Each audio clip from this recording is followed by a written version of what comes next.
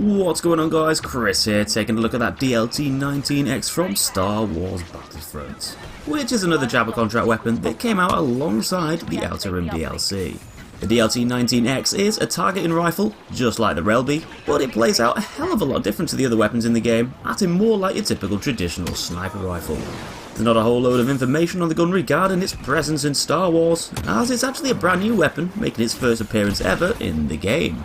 But what I can tell you is that the DLT-19X is quite obviously a variant of the DLT-19 Heavy Blaster Rifle, though it functions completely different to that gun, and pretty much all the other guns in Battlefront also.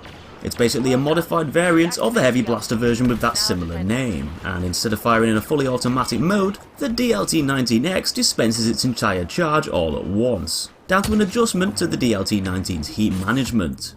It's equipped with an optical scope for acquiring targets and allowing for more precision over distances, and it's a gun more suited for engaging your enemies at range, functioning more so like a single-shot sniper rifle instead of a semi-auto weapon like the Relby V10 or the T21B. So to unlock the DLT-19X, you're first going to need to do a few things for good old Jabba the Hutt. Head over to the Jabba Contracts and go ahead and purchase that Targeting Trooper Contract for 3,500 credits. And then you'll be given 3 separate sniper-related mini-challenges to go out and accomplish. To get 3 targeting rifle streaks, 15 kills with the cycler rifle, and 15 headshots. As for the first challenge of the bunch, you'll be required to get yourself those 3 targeting rifle streaks. It's a fairly easy one to do, and definitely sounds harder than it actually is. Just get 10 kills in a match with a targeting rifle, and this will count as one of your 3 streaks. Consecutive kills don't matter, as you can die as much as you want. Not that dying is a particularly good thing, but it really doesn't change anything if you end up getting killed over and over. So as long as you have 10 kills added up from using the targeting rifle, so the T21B or the Relby V10, you'll get a targeting rifle streak as soon as that leaderboard pops up at the end of the round. If you're having a bit of trouble getting said 10 kills, I'd recommend playing on larger game modes for this challenge like Walker Assault, as those matches tend to last a bit longer, plus there's more hostile players running around waiting to be shot down. After 3 of these streaks, mark this task off the list and then move on to the next one. Here you're going to need 15 kills with the cycler rifle.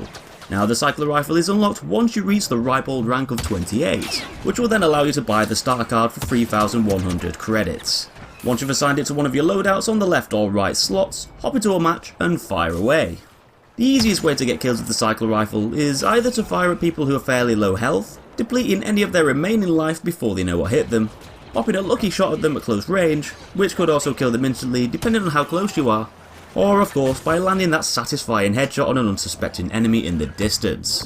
Once you rack up 15 cycler rifle kills over all the games you play after buying the contract, this challenge will be met. And lastly is the 15 headshots challenge, which can be pushed along quite a bit whilst you go for the other 2 challenges.